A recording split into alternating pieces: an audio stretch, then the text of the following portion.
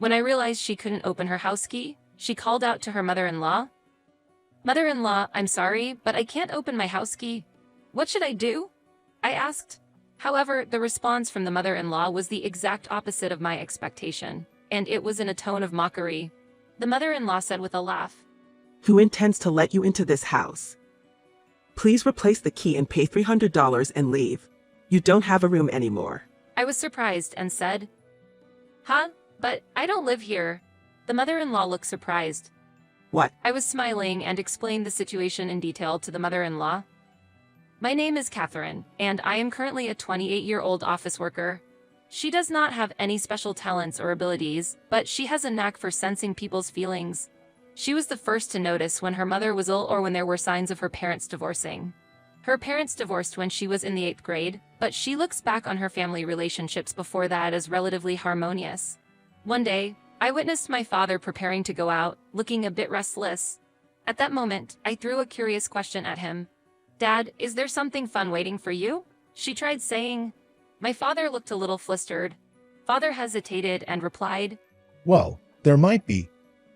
I felt his urgency and sensed that something was happening in his heart, and my curiosity led me to uncover his secret. As a result, I discovered my father's affair. My father was attracted to a woman other than my mother and had made an appointment to meet her. He was looking forward to a date with someone he liked, but when I said, 'It looks fun,' he seemed to be in a hurry. I wondered whether to confess my father's affair to my mother. However, at that time, I didn't have the ability to take proof photos of my father's affair or collect solid evidence, so it was difficult to tell my mother that my father was cheating. After that, my father started coming home later and later, and my mother noticed his suspicious behavior, making the atmosphere at home heavier. In such a situation, when I advanced to high school, I realized that my father had a serious concern. I had a question in my heart for him and gently asked him, 'Dad, what's wrong?' After thinking for a while, my father asked me. I hesitated for a moment. At that moment, a deep concern was etched on my father's face. He was grappling with a complicated situation because his mistress was pregnant. And seeing my joy at the existence of a potential sister, he might have been considering the possibility of accepting that child. My joyful expression might have given him some hope. However, I couldn't accept the fact that my father's affair was a betrayal to our family. It was hard to forgive him for having a child with his mistress, disregarding the feelings of my mother and myself. I think I'd prefer it if it was just you, Mom, and me. Please don't betray us, Dad. Here, I know. I nodded in agreement, but in that moment, I felt I understood something. Perhaps my father was contemplating a future with his mistress, likely at the expense of my mother and me. I felt he might choose her over us if circumstances worsened, as he deeply cared for her. Later, I began to consider the possibility of my parents divorcing. Less than a month after I voiced my concerns, my father handed my mother divorce papers. While she was angry about his affair, she understood that he truly desired a future with his mistress and felt that she had no choice but to accept the divorce. Eventually, my mother made the tough decision to accept it. We continued our lives as a single-parent family. We only received 3 months' worth of child support from my father, much less than expected. As a result, I had to give up on my dream of attending college. However, the main reason for this decision was not wanting to burden my mother with being the sole breadwinner. Seeing how exhausted she was every day after work, I wished for her to rest. After high school, I decided to start working immediately. After graduating from high school, I realized the company I started working for was a wonderful place. I worked there diligently and, before I knew it, 5 years had passed. By then, I was 23 years old and was responsible for training and nurturing new employees. Hi, Catherine. Yes, what is it? At that point, I was 23 years old and was in charge of training new graduates. I could sense that the boss had something special to convey by the way he approached me. The person the boss wanted to introduce wasn't a new employee, but seemed to be an acquaintance of his. He happened to be in the boss's office. His name is Sean, and he is the heir to one of our major clients. We've decided to have him gain some work experience in our company for a while. I looked at Sean with great interest. He appeared to be around my age and seemed to have joined to gain work experience. Catherine smiled as she answered Sean's question. I'm surprised. I thought maybe the boss introduced him to me because he expected some special role for me.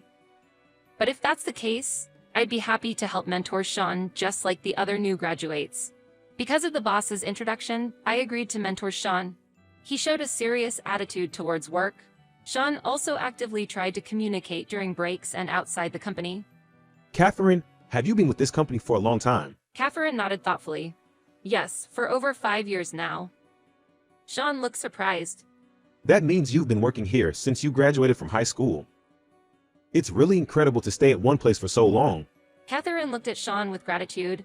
She occasionally faced prejudice and discrimination related to her educational background at work, but Sean was the first person to value her from a different perspective. He saw long-term employment at a single company not just as a talent, but as a valuable asset. Thanks to Sean's sincere praise and words of respect, Catherine began to harbor a fondness for him deep inside. However, these feelings remained a secret while they worked at the same company. They continued to prioritize their work over romance. With this mindset, he worked under my guidance for 3 years, then moved to another company, and a year has passed since then. One day, they bumped into each other in the city. They looked at each other in surprise and delight, smiles breaking across their faces. Is that you, Catherine? Wait, Sean? The moment they met again, their feelings for each other reignited. They had been fond of each other before, and it was only a matter of time before they would become a couple. However, they had been engrossed in their work and had put romance on the back burner. Nevertheless, this reunion hinted at a new beginning. Then, 1 year into their relationship, while on a date, they accidentally ran into Sean's mother. Who are you to Sean? She's my girlfriend, Mom. He introduced Catherine. I see. So this is the girl Sean's with. From the look on her face, it seemed she wasn't entirely convinced. If you are going out with Sean, come to our house next week to introduce yourself. Isn't that what counts is? If you didn't come, we will consider it as you broke up. His mother made it conditional on receiving a greeting in order to accept the relationship. This event strengthened my resolve to face this new challenge. Although Catherine was confused by the sudden statement, she smiled as if relieved by Sean's words. She was thinking about her future with him and dreamed of the moment he proposed. However, I never expected that moment to come like this. I'm sorry for what my mom said, but maybe it's for the best. Since it's come to this, I'll properly propose later. Catherine felt reassured by Sean's words and showed a slightly troubled smile. Both Catherine and Sean held deep affection for each other, and they were firm in their intention to marry. Despite the unexpected turn of events, they believed this would pave the way for a fresh start. The following week, Catherine and Sean visited his family home. The house was much grander than Catherine had imagined, leaving her in awe. It was at that moment it was revealed that Sean's maternal grandfather had been a wealthy man. Such a commoner response, as expected. Catherine listened to the criticism from Sean's mother but resolved to earn her acceptance. When she entered the family home, Sean's father continued speaking. He supported my marriage to Sean and warmly welcomed Catherine. He expressed his gratitude and trust in Sean, indicating he would continue to rely on him. Catherine felt reassured by his warm welcome and felt truly accepted as part of Sean's family. However, the response from the mother-in-law was unexpected. She proposed that we live together, insisting that Catherine needed to learn about household matters. It was clear she still didn't accept me. A surprise to both Catherine and Sean. Sean opposed his mother's stance, emphasizing that they were already married. He made it clear that even without his mother's approval, their status as a married couple hadn't changed. Catherine was further drawn to his affectionate words, but the mother-in-law remained adamant in not recognizing Catherine, clearly stating that she would not accept even if Catherine were to have a child in the future. This left both Catherine and Sean with concerns about the future. Despite their surprise at the mother-in-law's proposal, they contemplated a solution. Facing her refusal to accept both Catherine and their potential future grandchildren left them puzzled. It was unclear if the father-in-law was aware of this issue, as he seemed distant from it. They decided to temporarily accept living together, preparing to deal with the mother-in-law's condescending attitude and the burden of household chores. Yet, she behaved as if she owned the place, often imposing household chores on Catherine. With Sean's continued support, they faced this together. He assisted with chores and voiced his discontent to his mother. He demonstrated the resolve needed to protect their family, strengthening their bond. Catherine, thank you so much, said Sean, defending her and expressing his gratitude. Their bond solidified in that moment. His support gave her strength, even when hurt by the mother-in-law's words. But the mother-in-law resisted their unity, refusing to change her attitude. Her words deeply wounded Catherine, but the father-in-law noticed his wife's behavior. He resolved to He apologized, trying to understand his wife's feelings. Catherine and Sean expressed their gratitude to him, resolving together to address family issues. And then, one day, my father-in-law began to speak. Actually, there's something I've been concerned about. My husband, Sean, and I listened intently to what he had to say. At the time, I had just discovered I was pregnant, and Sean was listening with a serious expression. We had no idea that this event would bring new joy and challenges to our household. I'm worried about my mother's strange behavior. I strongly feel the need to protect you and our unborn child from her influence. Knowing her, even if you tell her you're pregnant, she might refuse to acknowledge the child as a grandchild. She might even try to harm you and the baby. I don't want to get caught up in any drama. So, I'd like you to stay at your parents' home until the baby is born. He suggested to me. Knowing the unpredictable nature of my mother-in-law, who disliked me, I decided to leave without revealing my pregnancy. As I was leaving with my belongings, my mother-in-law confronted us. Are you running away? But Sean protected me and gave me a gentle push to move forward. We'll be fine here. Go ahead. I was filled with gratitude for his words. Afterwards, I spent peaceful days at my own family's home. My mother was delighted with my return and welcomed me warmly. When I told her about my mother-in-law's odd behavior, she sympathized, saying, Some people can be so troublesome. Knowing that Sean and my father-in-law were on my side, she was relieved. She encouraged me with a smile, saying, You have to give birth to a healthy child. She told me she'll support me in every way possible. A while later, I gave birth to a healthy baby girl. In addition to this joyous event, a story I heard from Sean and my father-in-law left a deep impression on me. It seemed like something difficult for my mother-in-law to accept. However, when I was moving back from my parents' home after childbirth, I couldn't carry all my belongings by myself.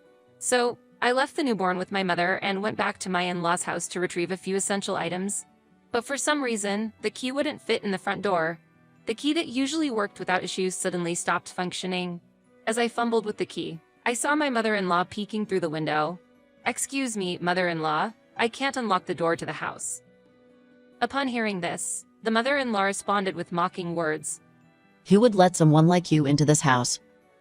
Leave the key exchange fee of $300 and get out. You don't have room here anymore. I was filled with a mix of shock and confusion at her cruel words. Huh? I'm not going to live here, you know? Saying this, even the mother-in-law who was peeking out of the window widened her eyes. Despite her words, Catherine remained calm. Contrary to her expectations, while feeling some stability from having a child, Catherine hadn't considered living in the family home. No, our child was born healthy, but I don't intend to raise them in this house. She stated clearly. However, she couldn't understand my words. She seemed even more confused and suddenly changed her demeanor, laughing loudly. What's with you? So, your true colors were exposed and Sean abandoned you. Despite being puzzled by her words and attitude, I tried to maintain my composure and accept the situation. I couldn't understand where her criticism and mockery were coming from. What do you mean by my true colors? That question crossed my mind. I had no idea what kind of character I was supposed to have. I didn't think I had a character that would get exposed and lead Sean to abandon me. What do you mean by my true colors? I asked again. But she became even more aggressive and started accusing me. You approached Sean for our money, didn't you? What? Sean's money? I was puzzled. As you can see, I was the daughter of a wealthy person, and we have a lot of money in the house. That's why Sean will inherit that money. And Sean will take over my husband's company and become the CEO. So you were probably thinking of taking all of Sean's assets for yourself. She continued to accuse me based on her misunderstandings. Catherine emphasized that in her relationship with Sean, she values love and trust over materialistic elements. These elements include money and inheritance. Working together and earning income is common in modern society. It's a crucial way to stabilize one's life. However, this isn't the only value in their relationship. Rather, love and trust are key in building their bond.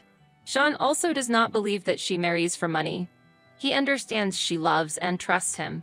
He knows many values exist in marriage beyond money. Their relationship is built on a deeper connection than money. That's their belief. Catherine calmly refuted mother-in-law's criticism. She communicated she doesn't fixate on money, nor does she have ulterior motives regarding it. Her values are based on family and love, indicating money isn't everything. Mother-in-law belittled Catherine for her single-parent background. She insulted Catherine's mother and brought up past incidents. Catherine confidently asserted herself. She respected her life and family without dwelling on the past. Proud of her mother and life, she declared, "I am much better than you. You are currently with the worst man who abandoned my mother." She upheld her values without demeaning herself. Catherine vividly remembered that moment. She intended to stop by her in-laws to pick up things. However, she felt nauseous due to despising mother-in-law. Catherine turned her back, leaving luggage retrieval to her father-in-law and Sean. She was thrilled seeing mother-in-law speechless. She didn't understand Catherine's words. Mother-in-law likely thought her affair was secret. Recalling the rumor told by the father-in-law, Catherine and Sean hired a detective agency. The result revealed a shocking truth. Mother-in-law was cheating with another man. In pictures with her affair partner was Catherine's father. He hadn't taken responsibility since divorcing her mother. Despite this astonishing coincidence, Catherine felt anger. Her father had abandoned her and her mother, disappearing without paying child support or alimony.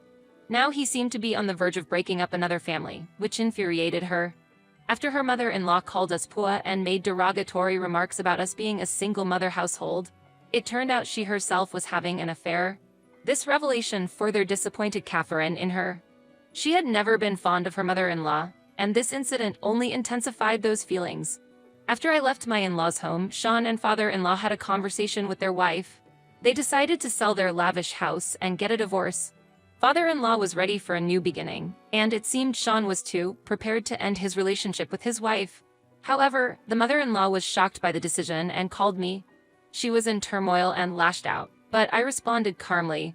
"You should talk to father-in-law and Sean directly. It's now clear that you've been having an affair. Furthermore, the man you're seeing is my father. You used to call my mother a pitiful woman abandoned by a man.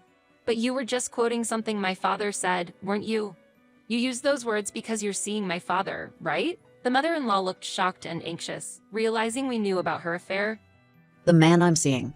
Did you guys investigate this? But Catherine calmly explained the facts. Father-in-law had noticed his wife's behavior and was suspicious. Her drastic changes in behavior had caught our attention, and we had enough reasons to suspect her infidelity. Realizing her secret was out, the mother-in-law was visibly flustered, but we also questioned her about the house. We pointed out she was planning to sell the mansion and that it was registered under her father's name. This house belongs to my father. After he passed away, it should have become mine. But Catherine calmly countered her argument. "Then, are you paying the property taxes on that house, mother-in-law? Electricity, gas, water, utilities, repair costs, and various other expenses. Is your stay-at-home mother-in-law the one paying for all of this?" She pressed. The mother-in-law was taken aback by this sudden question. She was forced to recognize her own contradictions. Continuing in a calm tone, Catherine spoke to her mother-in-law. She analyzed the situation rationally and chose her words carefully. "Your father probably thought you wouldn't be able to maintain the house on your own." Struggling to find the right words, she replied, What do you mean? Indeed, maintaining a large mansion was a daunting task for her. Perhaps giving up the house due to the divorce was actually a fortunate event. "By the way, I heard your father-in-law plans to demand alimony from my father. He said he's also going to claim the unpaid alimony for my mother." At this, the mother-in-law was even more shocked. "From now on, please do your best with that terrible man," Catherine added. Then she hung up the phone and blocked each of the mother-in-law's contacts. Afterward, the mother-in-law was scolded by both Sean and her husband. She was forced to sign the divorce papers and was kicked out of the house. As her final resistance, she exclaimed, I can better educate the bride. but Sean firmly declined the offer. "Educate the bride? What are you talking about?" Catherine doesn't need any education from you. Maybe it's people like you who need to learn some basic human decency and manners. He declared with unwavering confidence. Catherine was deeply moved by his stance. She felt proud to have such a wonderful husband. She stood up boldly, determined to protect her family. On the other hand, the mother-in-law, taken aback by Sean's words, realized her mistakes. After being expelled from the house, she started a new life with her lover. They were faced with alimony claims and could not run away, leaving them no choice but to confront reality. They are now working hard every day, trying to adapt to their new circumstances. Catherine and Sean are enjoying a peaceful life in their new apartment. Although they had to give up the house, Sean's father, who lives nearby, visits regularly. Each time, he is overjoyed to see the child's growth. The bond of the family has deepened, and Catherine and Sean are living happy days.